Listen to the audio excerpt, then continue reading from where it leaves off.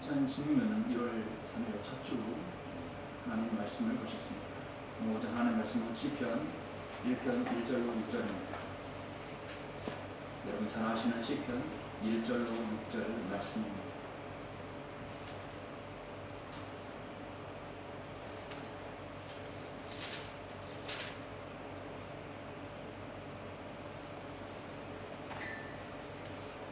제가 1절부터 6절까지 읽어 올리겠습니다.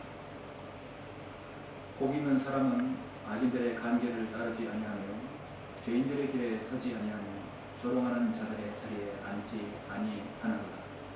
그의 즐거움이 주의 법에 있으니 그가 주의 법을 주야로 묵상하는도다. 그는 강가에 심겨진 나무 같아서 계절을 따라 열매를 맺으며 그의 잎사귀도 마르지 아니하리니 그가 무엇을 하든지 번성하리로다. 악인들은 그렇지 아니하니 바람에 날리는 쭉정이와 같도다. 그러므로 악인들은 심판을 견디지 못하며 죄인들은 의인들의 회중에 들지 못하리니 이는 의인들의 길은 주께서 하시나 악인의 길은 망할 것이기 때문이라. 아멘. 의인과 악인의 극명한 조화를, 극명한 대조를 이루고 있죠. 오늘 복 있는 사람이 어떤 사람인가를 보시도록 하겠습니다. 말씀을 위해서 잠시 기도드리겠습니다. 복의 근원이시고 존귀하시며 위대하신 아버지 하나님 감사를 드립니다. 주님께서 사랑하는 자들 이렇게 불러 모아주셔서 영과 진리와 경배드리게 해주시고 오늘 2006년 16년 한 해 첫 주를 이렇게 아버지 앞에 말씀으로 이렇게 들을 수 있고 영과 제대로 경배드려 주님을 기쁘시게 할 수 있도록 인도하심을 감사합니다. 우리는 오늘 첫 주 하나님 말씀을 시편 1편을 통하여서 하나님께서 복 있는 사람은 어떤 사람인가를 우리는 알고자 합니다. 오늘 이 말씀을 통하여 한 해 동안 말씀의 근거한 삶을 살게 해주시고 하나님께서 우리에게 준비한 축복들 우리가 다 향유하며 또 누릴 수 있도록 주님께서 인도하여 주시기 바랍니다. 우리의 지금 환경은 그렇게 녹록지 않습니다.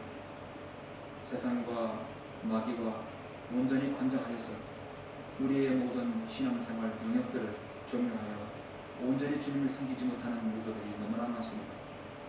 그러나 우리가 그런데 굴복하지 아니하고 오직 주님만을 따르며 주님의 길에 서며 주님께서 우리에게 주신 이 복들을 향유할 수 있도록 우리에게 아버지 하나님 힘과 능력을 허락해 주시기 바랍니다.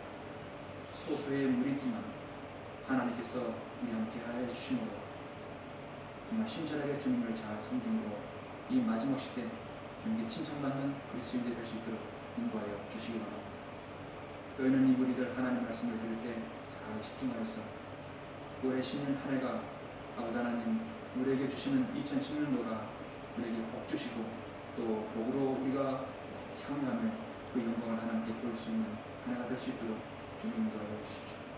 저그 말씀을 잘 전할 수 있도록 마음판에 아버지 성도들이 준비가 되어 주시도록 인도하여 주시기 바랍니다. 주 예수 그리스도 이름으로 기도드렸습니다.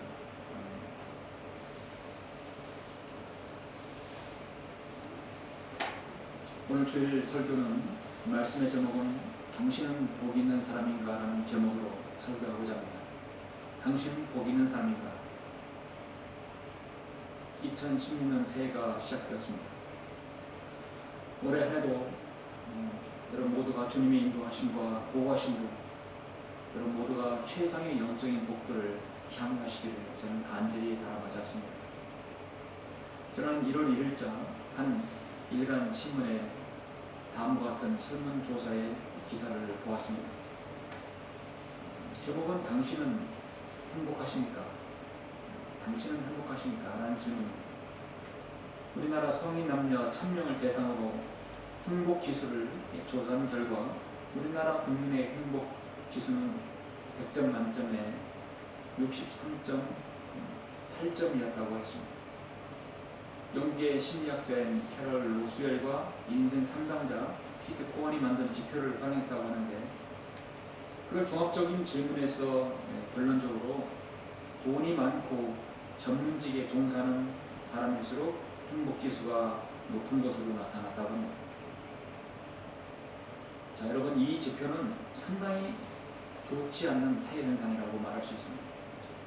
우리나라 사람들이 돈이 많고 전문직에 종사하는 사람일수록 행복지수가 높다는 것은 아주 좋지 않은 상황입니다.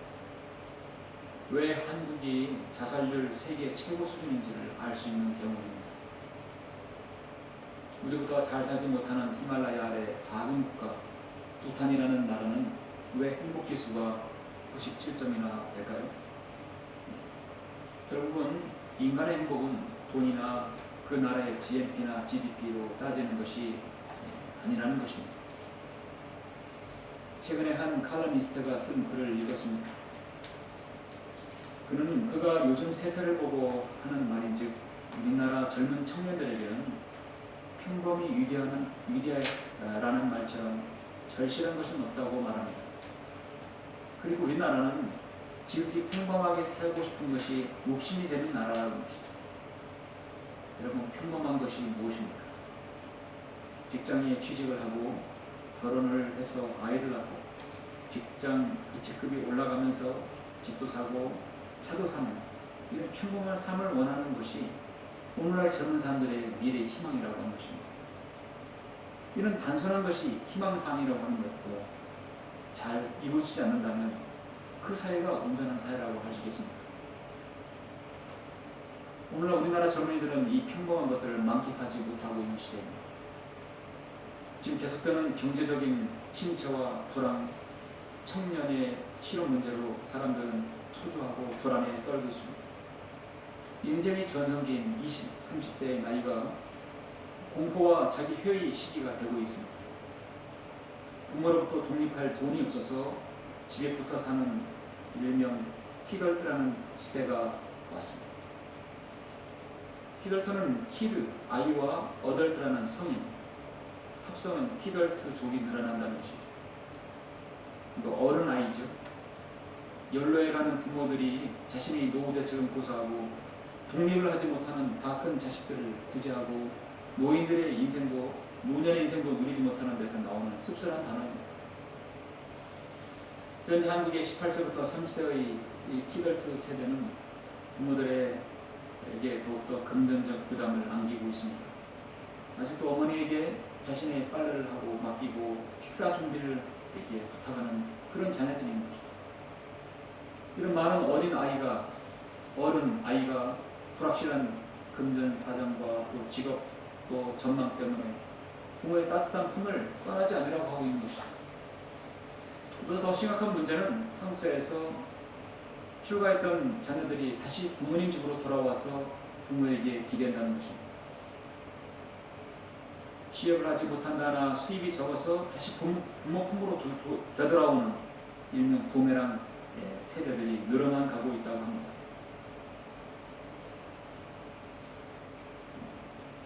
요즘 시대는 정말 부모님들은 이 키덜트라든지 부메랑 세대로 인해서 부모 노릇하기 더 힘든 시대가 되었습니다.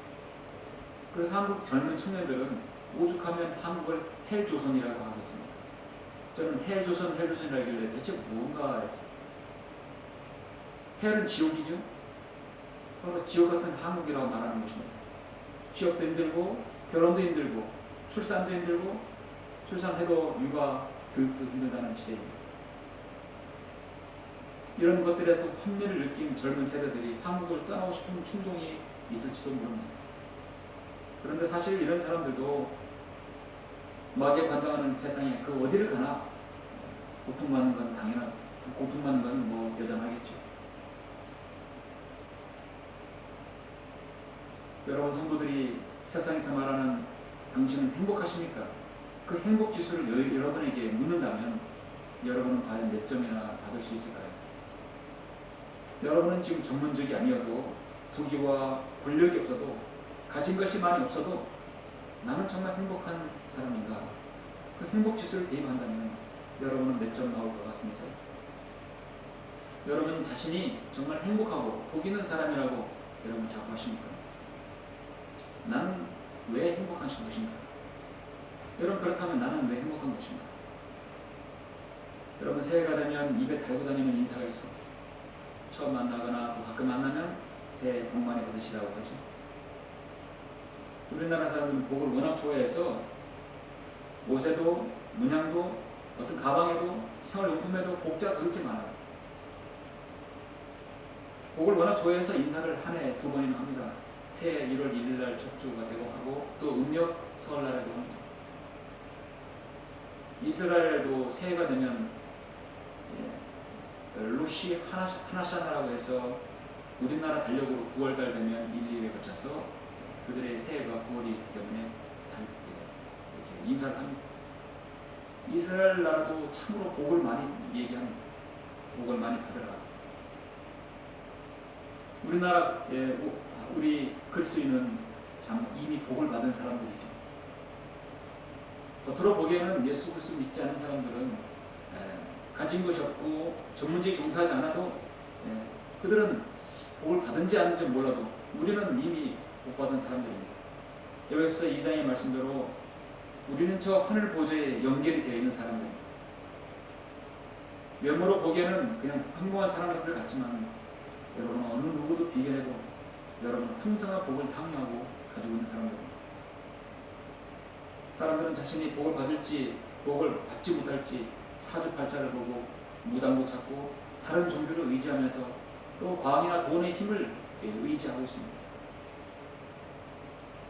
그런데 이 세상의 저주를 축복으로 바꿀 수 있는 분이 누구십니까? 천지를 창조하신 하나님 아니십니까? 저주 가운데 있는 사람이, 죄 가운데 있는 사람이 하나님의 말씀에 의한 그 복을 향유할 수 있는 사람이 누구입니까? 예수 그리스도를 통해서 본받은 바로 여러분들 아닙니까? 세상에는 많은 그리스도인들이 있습니다.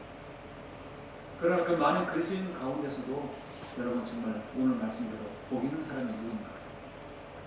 복 있는 사람이 되기 위해서 어떠한 전제 조건이 있어야 되는 것인가 오늘 말씀하고 있습니다. 그것은 피해야 할 것과 따라야 할 것이 2가지가 있어요. 부정적인 면면이 있고 긍정적인 면면이 하나 있습니다. 어떤 사람이 복 있는 사람입니까? 잠시 시편 1편을 통해서 함께 숙고해 보았으면 합니다. 여러분 시편 1편을 보시면 다윗이 찬양시 바로 첫 번째 시, 가장 첫 번에 나오는 시가 바로 복 있는 사람 제1권이 있죠. 첫 번째 복 있는 사람이 악인들의 강제를 따르지 아니하며 죄인들의 길에 서지 아니하며 조롱하는 자들의 자리에 앉지 아니하는도다. 조롱하는 자들의 자리에 앉지 않는다 했습니다. 복 있는 사람은 복은 무슨 뜻입니까? 복 있을 사람이 아니라 복 있는 사람, 이미 완료입니다. 이미 복을 받은 것입니다. 이미 복 받은 사람은 어떤 사람들인가를 역으로 말해주고 있죠. 바로 2절에 3절에서 말씀하고 있습니다. 이 복을 히브리어로 아시레 헤시라고 합니다. 아시레 헤시, 행복한 사람, 아주 행복한 사람이라는 뜻이 뜻을 담고 있습니다. 여러분의 진정으로 행복감을 느끼고 복 받은 사람이라고 이 세상에서 얼마나 여러분 그렇게 생각하십니까? 많은 사람들은 행복을 찾고 행복을 추구하고 있습니다. 그런데 정작 그들이 행복을 추구했지만 그것은 일시적일 뿐입니다. 여러분들은 복이 있을 사람이 아니라 복이 있는 사람이라고 성경은 말씀하고 있습니다. 성경은 창세기부터 계속해서 복에 대해서 말씀하고 있죠. 창세기 12장 1절에서 하나님께서 아브라함에게 말씀하셨어요. 주께서 아브라함에게 말씀하셨는데 너는 내 고향과 내 친족과 내 아비의 집을 떠나 내가 내게 보여줄 땅으로 가라. 내가 너로 큰 민족을 이루게 할 것이며 내게 복을 주고 내 이름을 위대하게 하리니 너는 복이 되리라. 계속해서 복을 얘기하고 있어요. 결국은 떠나라, 순종하라는 거죠. 너를 축복하는 자들에게 내가 복을 주고 너를 저주하는 자를 저주하리라. 네 안에서 땅의 모든 족속들이 복을 받을 것이라. 복은 지속적으로 창세기에서 아브라함에게 말씀하셨습니다. 왜냐하면 복의 근원이 되신 하나님께서 말씀하고 있기 때문입니다. 신약에서 그리스도인, 구원받은 그리스도인에게도 에베소서에서 1장에서도 말씀하고 있습니다. 1장 1절에 보니까 하나님의 뜻에 따라 예수 그리스도의 사도가 된 바울은 에베소에 있는 성도들과 그리스도 예수 안에 있는 심신한 자들에게 편지하노니 하나님 우리 아버지와 주 예수 그리스도부터 은혜와 평강이 너희에게 있을지어다. 그리스도 안에서 천상에 있는 모든 영적인 복으로 우리에게 복 주신 하나님, 복 주신 하나님, 곧 우리 주 예수 그리스도의 아버지께서는 복되시도다. 에베소서 1장 3절에서 그리스도인에게도 말씀하고 있죠. 구약이든 신약이든 복의 근원이신 하나님께서 복을 주신다고 말씀하고 있습니다. 구약에서 복은 하나님 명령에 순종하면 복을 받습니다. 신약에는 복의 근원이신 하나님께서 누구를 통해서 영적인 복이든 물질적인 축복이든 모두는 예수 그리스도를 통해서 받는다고 말씀하고 있습니다. 그렇다면 성경에서 복 있는 사람은 구체적으로 오늘 다윗은 어떻게 복 있는 사람은 어떤 사람인가를 보여주고 있습니까? 복 있을 사람이 아니라 복 있는 사람, 이미 완료, 이미 우리 복 받은 사람들은 어떤 사람들인가를 보여주고 있습니다. 여러분은 새 복마리 받으세요. 복을 받았습니다. 이미 여러분은 복 있는 사람입니다. 그렇다면 무엇을 전제로 여러분 복 있는 사람입니까? 두 가지 전제가 여러분 안에 있어야 될 것입니다. 성경은 말씀하고 있습니다. 당신은 복 있는 사람인가? 첫 번째는 악인들의 반열에 있지 않는 사람이 복 있는 사람입니다. 그 악인의 관계를 따르지 않고 죄인들의 길에 서지 않고 조롱하는 자들의 자리에 앉지 않는 사람이다. 한마디로 자기 주관에 신앙이 뚜렷한 사람입니다. 자기 주관에서 따르지 않고 서지 않고 그 자리에 앉지 아니하는 단호함이 있어야 된다는 것이다. 1절에 보니까 다시 한번 읽겠습니다. 복 있는 사람은 악인들의 관계를 따르지 아니하며 죄인들의 길에 서지 아니하며 조롱하는 자들의 자리에 앉지 아니하는도다. 우리는 인생을 살아가면서 어디를 따라 걷고 있는지 주의합니다. 나는 누구를 따라갈 것인가 주의합니다. 그리고 이제 어디에 서 있는지를 주의합니다. 그리고 어디에 앉아 있는지를 주의합니다. 여러분은 주님의 뒤를 따라가고 있고 성령들을 믿는 그 믿음의 선진들의 뒤를 따라가고 있죠. 그리고 여러분이 서 있는 이 천한 성경 책에 여러분이 그 자리에 서 있고 여러분이 앉아 있는 자리가 바로 하나님의 말씀을 믿고 따르고 악인의 관계를 따르지 않는 자리에 앉고 있는 것입니다. 우리 그리스도인 행보는 누구를 따라가야 되고 어디에 서 있고 어디에 앉아 있는가, 그게 중요한 것입니다. 골로새 2장 5절에 보면 내가 비록 육체로는 떠나 있으나 영으로는 너희와 함께 있어 기뻐하며 너희의 질서와 그리스도를 믿는 너희의 믿음의 굳건함을 보느라 너희가 그리스도 예수를 주로 영접한 것 같이 그분 안에서 행하는 것입니다. 예수 그리스도 안에서 행하는 것입니다. 고린도전서 66장 13절에 보면 끼어 있으라 믿음 안에 굳게 서라 있으라 남자답게 처신하라 강건하라. 빌보 4장 1절에서도 그러므로 나의 참으로 사랑하고 사모하는 형제들아 나의 기쁨으로 멸류관인 나의 참으로 사랑하는 자들아 주 안에서 이처럼 굳게 서라. 그분 안에서 행하고 주 안에서 서라. 에베소 2장 4절에서 천상에 너희와 함께 앉히셨다고 말씀하고 있습니다. 중요한 것은 복 있는 사람은 행하고 서고 앉는 것에서 중요한 것은 부정적인 이 명령을 잘 따라야 한다는 것입니다. 성경은요 부정적인 명령이 더 많아요. 하지 말라는 것이 더 나타나는 것입니다. 세상에서는 긍정적 사고의 힘으로 살아가지만 그리스도인은 부정적 사고의 힘으로 살아간다. 죄를 짓지 말고 예수 그리스도를 믿고 따르라. 하나님 말씀을 거절하지 말고 믿으라. 그렇게 하면 영생을 얻고 구원 만나는 것이죠. 성경은 부정적 면면이 70%를 차지하고 있습니다. 악인들의 관계를 따르지 말라. 죄인들의 길에 서지 말라. 조롱하는 자들에 앉지 말라. 다 하지 말라죠. 물론 이렇게 얘기한 방책이 2절에 나오지만 악인들의 관계를 따르지 아니하며 죄인들의 길에 서지 아니하며 조롱하는 자들의 자리에 앉지 아니한다. 워낙 우리 인간이라는 것은 항상 놔두면 객길로 가게 되어 있어요. 놔두면 바른 길이 아니라 정도가 아니라 인간은 자신의 길로 가게 되어 있습니다. 그래서 계속해서 하나님의 말씀으로 교정을 해야 합니다. 예수 그리스도 안에서 예수 그리스도 통해 구원받은 그리스도인도 성경대로 행하는 것도 자연적으로 성경대로 행하는 것이 아니라 지속적으로 말씀을 듣고 바른 길을 따라가야 해요. 나 자신을 교정하고 나 자신을 바르게 잡아야 됩니다. 계속해서 객길로 갈 수밖에 없습니다. 시편 14편 3절에서도 그들은 모두 곁길로 갔으며 그들이 모두 함께 더럽게 되어 선을 행하는 자가 없으니 어떠다 한 사람도 없다. 세상은 원래 그래요. 이 세상은 항상 곁길로 가게 되어 있습니다. 그렇기 때문에 하나님의 말씀을 온전히 따르고 복 있는 사람은 그 부정적 명령을 바로 수행하고 순종하는 사람들이죠. 여러분의 2010년도의 영적 상황과 영적 상태, 영적인 모든 여러분 위치는 주님 안에서 행하고 서고 앉아야 되는데 이 부정적인 명령을 관계를 따르지 아니하고 죄인들의 길에 서지 않고 조롱하는 자들의 자리에 앉지 아니한다는 것입니다. 예수님을 가장 잘 따랐던 사도 베드로는 어떻습니까? 그는 죄인들이 예수 그리스도를 조롱하는 자리에 앉았어요. 그곳에 섰어요. 그래서 결국 주님을 3번이나 부인하지 않았습니까? 여러분의 주님을 믿는다는 것은 관계를 따르지 않을 뿐만 아니라 죄인들의 그 길에 같이 서지 않는다는 것입니다.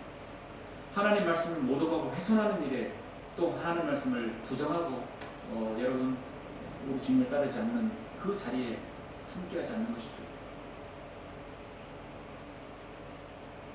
이 세상에서 가장 그리스도인이 불편한 자리 어디입니까? 여러분도 어쩔 수 없이 불가항적으로 앉을 수밖에 없는 세상의 술자리 아니에요? 그렇죠? 그리스도인의 술자리를 즐거워한다는 것은 그건 어불성설입니다. 어쩔 수 자기도 모르게 그 상황에서 빠져나갈 수 없는 상황이라면 빨리 빠져나와야 되겠죠.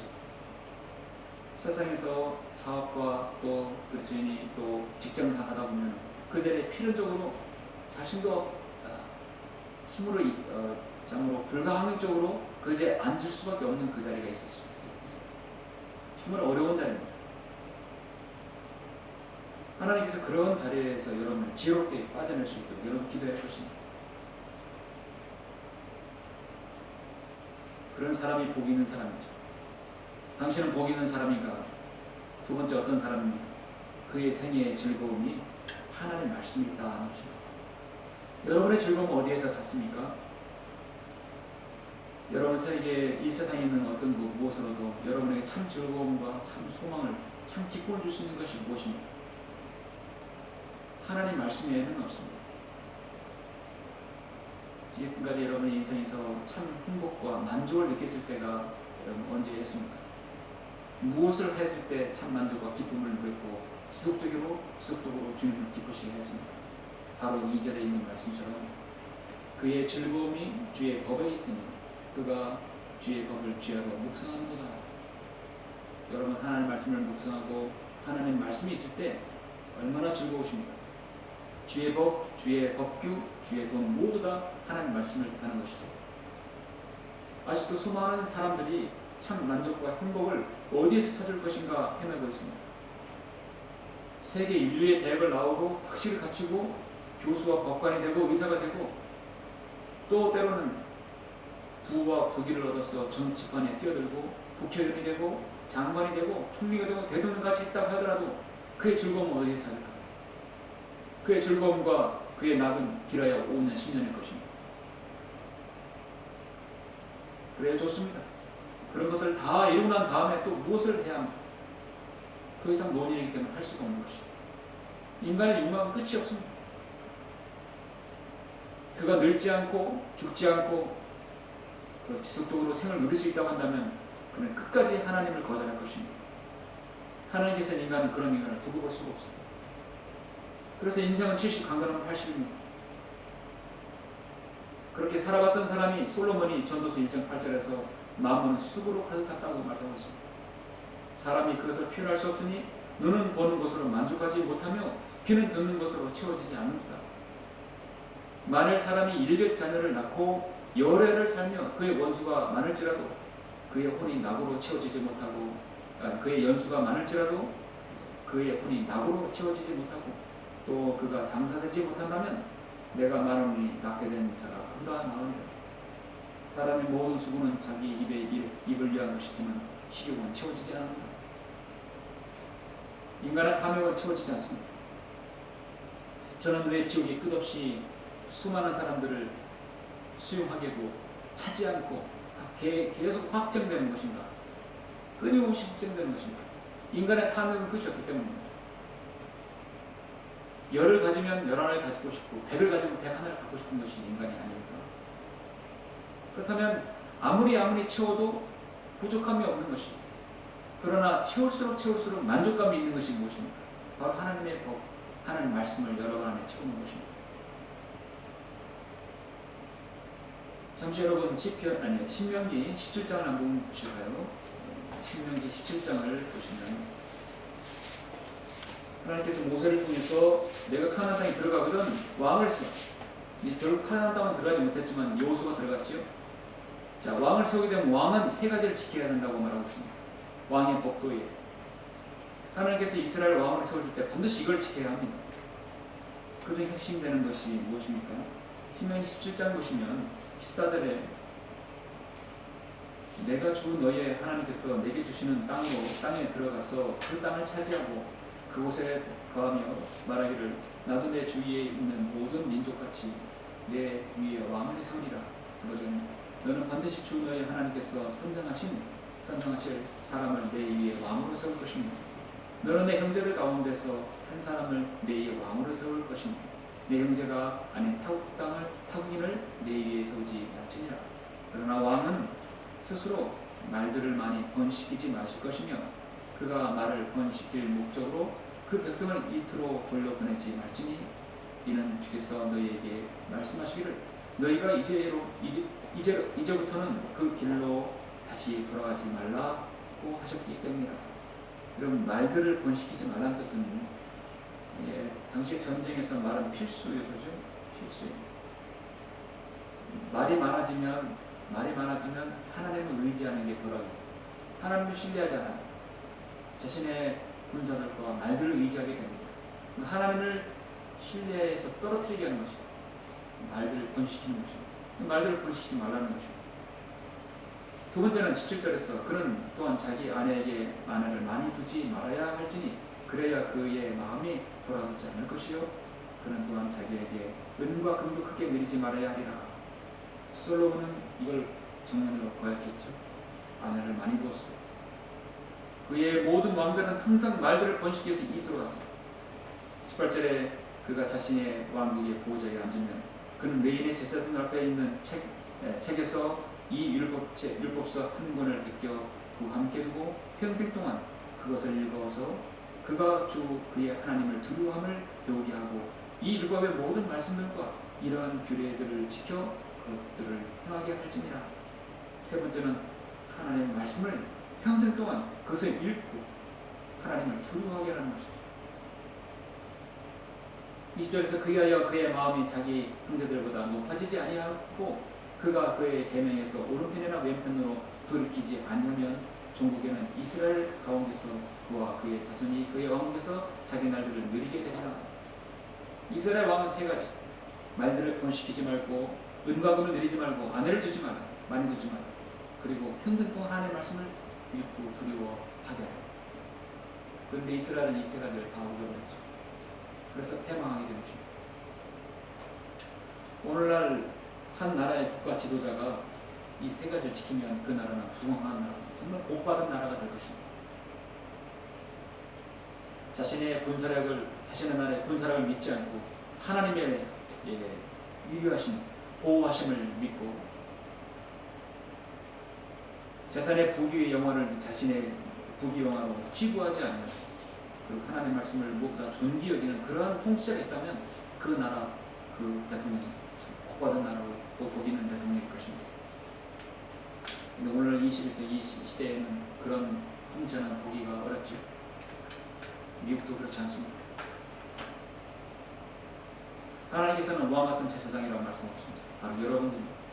우리에게 해당하는 것은 16절 17절이 아니라 바로 19절의 말씀, 평생 동안 그것을 읽어서 그가 그의 하나님을 두려움을 배우게 한다는 것입니다. 그렇게 했을 때 복 있는 사람의 보상은 3절에서 말씀하고 있죠. 그렇게 하면 그 복은 뭐냐면 그는 강가에 심겨진 나무 같아서 계절을 따라 열매를 맺으며 그의 잎사귀도 마르지 아니하리니 그가 무엇을 하든지 번성하리로다. 가장 축복은 열매입니다. 잎사귀도 말하지 않고 무엇을 하든지 번성한다 했어요. 무엇을 하든지 번성한다는 얘기는 아까 신명기 17장을 순종했을 때 신명기 6장의 말씀을 실현하겠다는 것이죠. 내가 오늘 내게 명령한 이 말씀들을 내 마음속에 두고 내 자손에게 그것들을 열심히 가르칠지니 내가 내 집에 앉아있을 때나 내가 길을 걸을 때나 내가 누워있을 때나 내가 일어서나 일어날 때 그 말씀들을 관해 말할지니라. 너는 그것들을 내 손에 메어 표적을 삼고 내 양문 사이에 표가 되게 할 것이며 너는 그것들을 내 집 기둥들과 내 대문들에 기록할지니라. 신명기 6장에 있는 말씀입니다. 주 하나님께서 내게 약속하신 대로 젖과 꿀이 흐르는 그 땅에서 너희가 크게 번성하리라 분명히 약속을 해주셨어요. 번영의 원리입니다. 그래서 신명기 6장은 일찌감치 너가 그렇게 말씀을 따르면 복을 주겠다고 6장에서 말씀하셨어요. 여러분, 이스라엘 나라의 상황은 복은 첫 번째 물질적인 번영을 말하는 것이죠. 물질적인 풍요를 말하는 것입니다. 물질의 풍요는 곧 육체의 만족을 얻어주는 것이죠. 육체의 만족을 얻어주면 하나님께서 그 다음 마음의 평안을 주시겠다는 것입니다. 마음의 평안을 얻게 되면 또 하나 필요한 것이 뭔지 아십니까? 하나님의 임재가 이게 하는 것이죠. 하나님께서 주시는 축복은 그래서 세 가지로 나눌 수 있어요. 첫째, 물질의 축복으로 인한 몸의 건강과 필요를 채워주는 것이죠. 우리의 먹을 것, 입을 것을 하나님의 방법으로 채워주시는 것이죠. 우리 그리스도인의 물질의 축복은 복에 있어서 가장 하나님 보시기에 뭐라고 할까요? 수준이 낮은 축복은 뭐냐면 물질의 축복이에요. 건강과 물질 축복들은 우리 몸에 해당하는 것일 수 있어요. 더 큰 축복은 뭐냐면 여러분 안에 있는 그 혼이 있죠. 그 혼의 축복입니다. 하나님께서 함께 하신다는 평화와 안전에 대한 보장입니다. 그 다음에 여러분의 영적인 축복들입니다. 하나님의 임재가 여러분 안에 영에 있고 그 여러분이 영적으로 주님과 교통하고 교제하면서 영적으로 그 복들을 향유하는 것입니다. 하나님 말씀이 여러분 안에 읽게 되면 지식이 들어가고 그 안에 마음에 담겨져서 그 안에 여러분 영적으로 여러분 충만함을 얻게 되는 것입니다. 한 번 더 성령 충만함을 얻게 되는 것입니다. 디모데전서 6장 7절 8절을 보면 우리가 이 세상에서 아무것도 가지고 온 것이 없으며 아무것도 가지고 갈 수 없는 것이 분명하다. 그럼 물질의 축복이 다가 아니라는 얘기죠. 우리에게 먹을 것과 입을 것이 있으면 그것은 만족할지니라. 만족하는 것이죠. 이는 우리가 모두 경건함과 청년 가운데 평온하고 조용한 생활을 하게 합니다. 마음의 평안을 낳는 것이죠. 그리고 하나님의 임재를 얻게 되는 것입니다. 우리 그리스도인 축복은 물질적인 복들을 건강 그 이상을 떠나서 여러분 마음의 안정과 평안이고 그리고 하나님께서 나와 함께 이 가정 여러분 이 교회에 함께 하시는 것을 느끼는 것이죠. 그게 전 진정한 그 축복이라고 보여지는 것입니다. 이스라엘은 하나님께서 늘 보이는 것만 있기 때문에 표적을 구하는 민족이기 때문에 보이는 축복을 원했어요. 그러나 우리 그리스도인은 한층 더 깊은 수준 높은 축복은 여러분 육체와 여러분 혼과 여러분 영을 모두 다 만족시키는 것이죠. 그 근원은 바로 하나님의 말씀이 있는 것입니다. 잠시 여러분 에베소서 3장 1절 하나 보시겠습니다.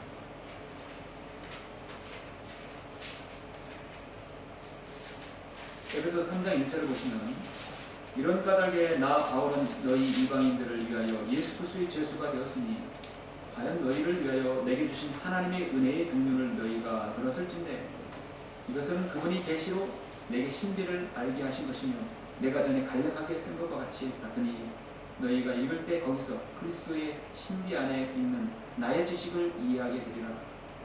그리스도의 신비 안에 있는 나의 지식을 이해하게 되리라. 여러분의 말씀을 탐구하고 존귀 여기고 여러분 늘 곁에 둔다면 하나님의 말씀의 신비, 비밀이 아니라 신비가 나의 지식을 이해하게 되리라 하셨습니다. 여러분이 럭커 목사님과 더 말씀을 많이 보고 더 깊게 보고 더 신실하게 행한다면 럭커 목사님이 알고 있는 더 많은 깊은 것들 그 이상을 여러분은 얻을 수 있을 것입니다.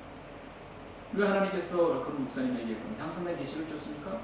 그 누구보다도 사랑하고 말씀을 지키고 말씀을 지키고 말씀을 부었고 또 그렇게 믿었기 때문입니다. 우리도 그와 버금가는 여러분 생애의 최상으로 주님을 하는 말씀을 존귀히 여기고 귀하게 여긴다면 그 말씀의 신비들을 분명히 개인적으로 주실 거라는 것입니다. 그 누구도 발표하지 않고 글 쓰지 않고 설계하지 않았던 그 많은 깊은 것들과도 여러분에게 주실 거라고 믿습니다. 하나님께서 설교자에게 목회자에게 주시는 최대의 축복은 무엇입니까? 하나님의 말씀을 존귀히 여기는 그 설교자에게 주시는 그 신비의 계시들, 그 신비 안에는 주님의 그 나의 지식을 이해하게 해서 성도에게 주는 것, 그거야말로 저는 복 있는 성도이고 복 있는 설교자라고 생각합니다. 성도와 사역자의 진정한 행복은 무엇입니까? 함께 기도할 성도가 있는 것입니다. 함께 우리가 나아갈 사역지가 있는 것입니다. 어려울 때 서로가 기도하는 중보가 있는 것입니다. 한 성도가 고난당할 때 고난당한 성도를 위해서 돌보는 목자가 있을 때 그 목자와 성도는 복 있는 사람입니다. 구약에서 이스라엘 백성들에게 축복은 항상 물질적인 것에 국한되어 있었습니다. 그러나 우리 그리스도인은 어떻습니까? 복이라는 것은 물질적인 것에 국한되지 않지요? 사도 바울은 너무나 복된 설교자이고 복된 사역자였어요. 그런데 그에게 늘 병과 어려움과 고난과 궁핍함이 늘 따랐을 것입니다. 그러나 그에게는 기도할 수 있는 그를 위해서 중보할 수 있는 골로새 교회, 빌립보 교회, 에베소 교회 성도들이 있었어요. 얼마나 복 있는 성도들. 나는 예수 그리스도의 제수가 되었다. 그러나 그리스도의 신비 안에 있는 나의 지식을 너희가 이해하게 되리라. 성도가 고난에 처했고 정말 눈물 젖은 빵을 먹을 때 설교자가 외면하고 목회자가 외면한다면 그 목회자는 행복한 목회자가 아니죠. 어려운 고난에 처한 성도를 같이 돌보고 위에서 기도하고 중보하는 그 목회자 설교자가 정말 행복하고 정말 복 있는 성도라고 저는 생각합니다. 사도 바울의 역설이 바로 그것입니다.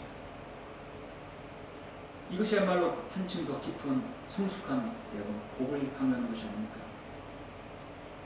사랑하는 성도 여러분, 오늘 복 있는 성도에게 제시하였지만 악인은 그럼 어떠한 것인가? 대조적으로 말씀하고 있습니다. 4절에서 보면 악인들은 그렇지 않아야 하겠어요. 그렇지 않다는 의미는 하느님마다 번성하지 않는다는 얘기죠. 악인들은 그렇지 아니하며 바람에 날리는 죽정이와 같도다. 그러므로 악인들은 심판을 견디지 못하며 죄인들은 의인들의 회중에 들지 못하니니 이는 의인들의 길은 주께서 하시나 악인들의 길은 망할 것이기 때문이다. 자, 앞으로 대화를 이후에 적그리스도의 모든 종말과 그의 심판을 또 이렇게 비약적으로 예언하는 말씀이죠. 적그리스도와 거짓 자 사탄은 결국은 심판을 견디지 못하고 의인들의 회중에 들지 못하고 결국 망한다는 것입니다. 멸망한다는 것입니다.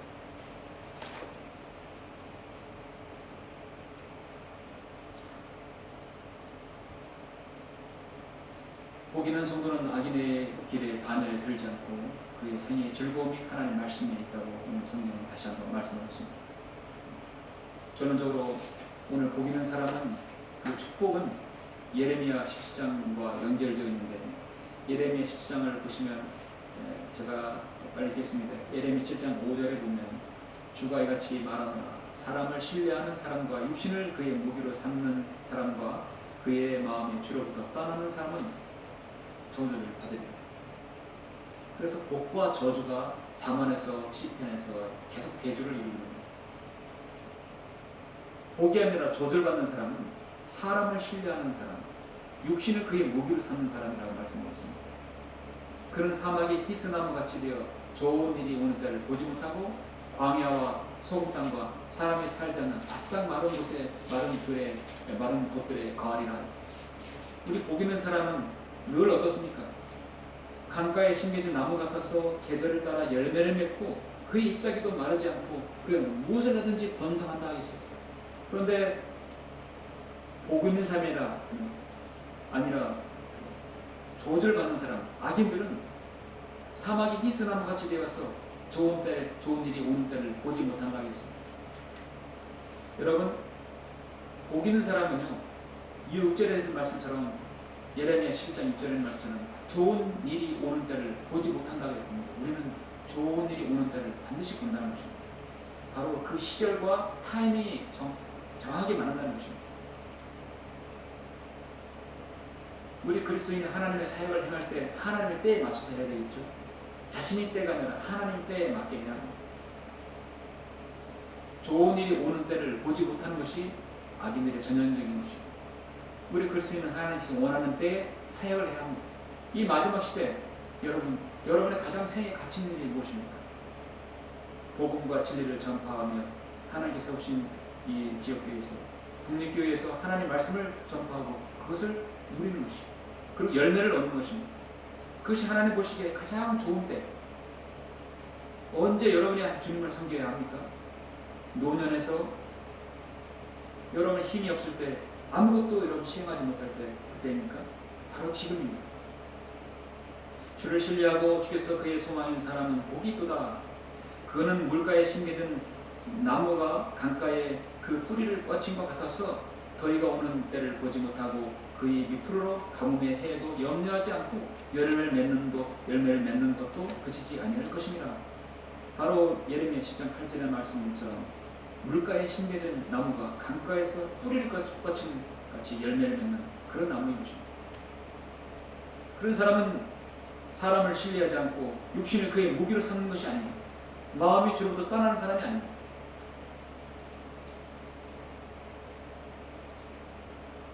이 땅에 사는 모든 사람은 살아가면서 행복을 원하지, 복을 받기를 원하지. 그래서 하나님 없이 공부도 하고 몸도 열심히 벌고 세상에 치열하게 경쟁사에 뛰어들게 됩니다. 어떻게 잘해서 이 세상의 새 상위권에 올라간다면 그는 일명 성공했다고 복받았다고 하죠. 결국 그의 생애는 결국 저주로 끝나게 마는 것입니다. 여러분, 그것이 행복한 사람입니까? 성경은 그렇게 말씀하고 있지 않습니까? 인생의 행복을 세상 사람 말하는 부와 명예와 권력으로 또 전문직으로 돈으로 평가하는 것이 아니죠.